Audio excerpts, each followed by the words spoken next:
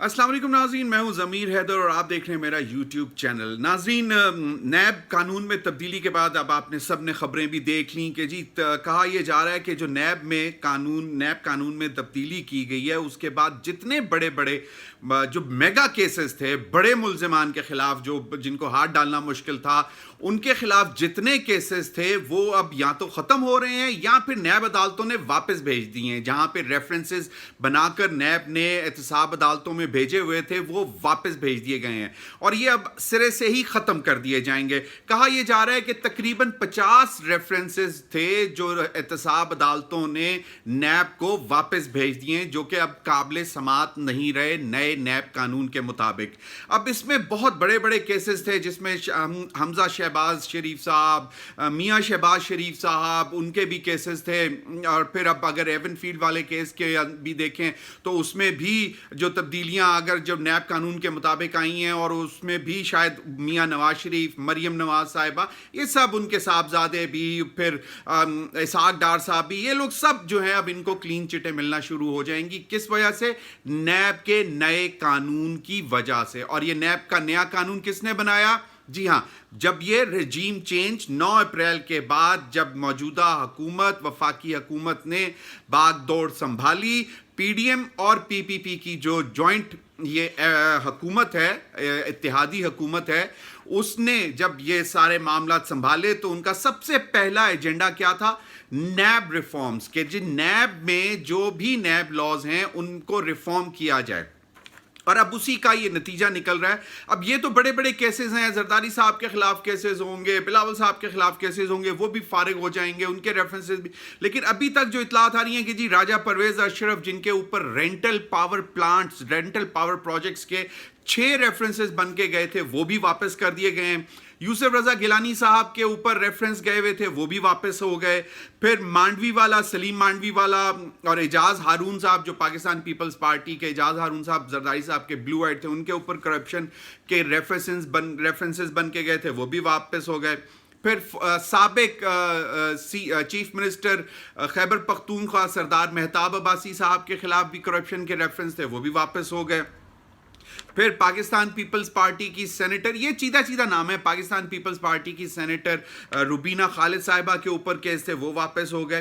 तो अब जनाब ये अब तो बहुत कुछ हो गया। जो पीडीएम और पाकिस्तान पीपल्स पार्टी चाहती थी वो तो अब हो गया। तो अब क्यों ना इलेक्शन खेल लिया जाए, और वो अब खेलना भी पड़ेगा। उसकी बड़ी वजह यह है कि आप लोगों की performance, poor performance, economic governance बिल्कुल जीरो हो चुकी हुई है। और अब जो भी, मैं ये नहीं कहता वो कौन है, लेकिन जिन्होंने भी आपकी मदद की, चाहे वो अमरीकी हों, चाहे वो यहाँ पे बैठे हुए लोग हों, उन सब ने अब आपको ये बता दिया है कि जनाब आपकी परफॉर्मेंस अच्छी नहीं रही। और सबसे ज्यादा जो आपको पीडीएम को और पाकिस्तान पीपल्स पार्टी को बताया है वो पाकिस्तान तहरीके इंसाफ ने बताया है, इमरान खान साहब के जलसों ने बताया है। और वो बता रहे हैं कि जनाब आप लोग मुकम्मल तौर पर नाकाम हो चुके हुए हैं। तो ये तो एक चीज वाज़ेह हो गई है कि अब आपको इलेक्शन खेलना पड़ेगा। और इमरान खान साहब ने जिस तरह कह दिया हुआ है कि जनाब जो भी इस वक्त मुल्की मसाइल हैं, चाहे वो मुआशी हों, चाहे वो दीगर मसाइल हों, और सबसे बड़ा तो है ही मुआशी, और उसमें जो महंगाई का जिन है जो कि काबू में नहीं आ रहा, बोतल में वापस बंद नहीं किया जा रहा, फिर बेरोजगारी बढ़ रही है, इंडस्ट्री आपकी बंद हो रही है, फिर ऊपर से सोने पे सुहागा ये कि सैलाब की तबाहकारियों ने तो आपकी मईशत को जो धचका दिया है, शायद वो अगले 2-3 साल लग जाएं उससे निकलने के लिए। तो इमरान खान साहब जो कह रहे हैं कि जनाब सियासी इस्तेहकाम आएगा तो मुआशी इस्तेहकाम आएगा, और सियासी इस्तेहकाम कैसे आएगा वो बता रहे हैं कि वाहिद उसका रास्ता इलेक्शंस हैं।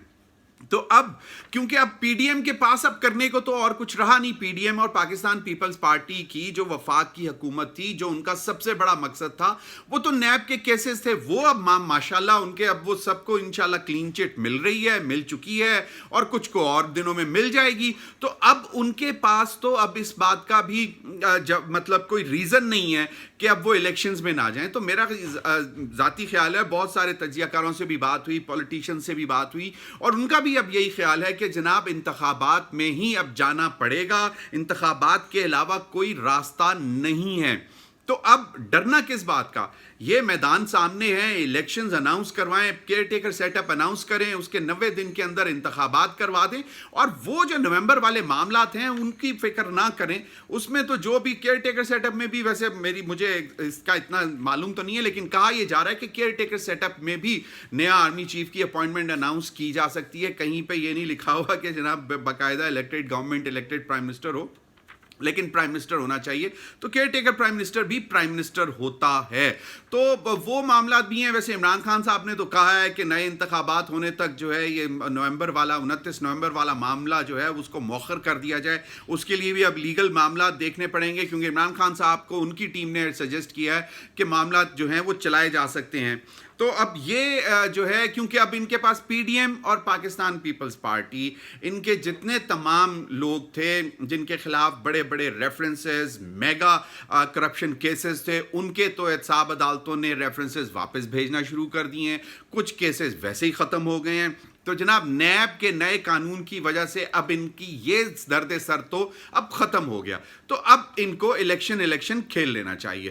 تو یہ ایک چیز ہے, اور میرا خیال ہے کہ اب ان کے پاس اس کے علاوہ چارہ بھی نہیں رہے گا, کیونکہ ان کے بھی اب سپانسرز ان کے اوپر انگلیاں اٹھانا شروع کر دی ہیں کہ جناب آپ کسی بھی طرح گورننس کے معاملے میں, چاہے وہ ملک کی معاشی صورتحال کے حوالے سے ہو یا دیگر معاملات میں ہو, یہ مکمل طور پر فیل ہو چکے ہوئے ہیں. اور اب پریشر شاید کہیں اور سے بھی آ رہا ہے کہ جناب چلیں اب الیکشن کھیلتے ہیں. اب تک کے لیے اتنا ہی. اپنا بہت سا خیال رکھیے. اللہ حافظ.